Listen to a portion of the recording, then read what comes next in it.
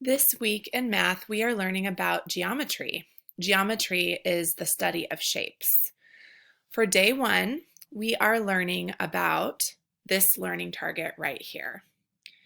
I understand that angles and sides are defining attributes of shapes. An attribute is something that makes the shape what it is. For example, the number of sides or angles defines a shape. A defining attribute means that even if the size, color, or way the shape is turned changes, then the shape remains the same. So if we look at this shape right here, it's got 1, 2, 3 sides and 1, 2, 3 angles. This shape has 1, 2, 3, 4 sides and 1, 2, 3, 4 angles. We can count the number of sides or angles on a shape to determine the shape's name.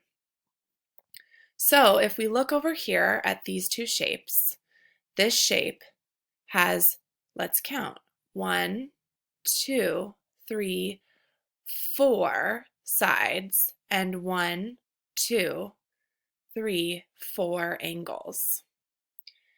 Think about what you know about a shape that has 4 sides and 4 angles.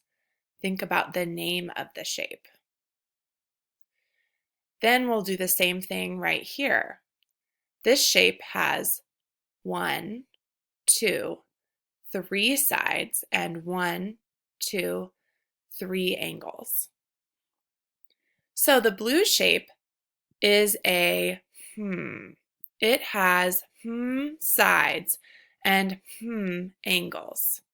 The yellow shape is a It has sides and angles. Your job is to fill in the blanks, and then when you are done, go and press the Turn In button in Google Classroom and sign into Zearn.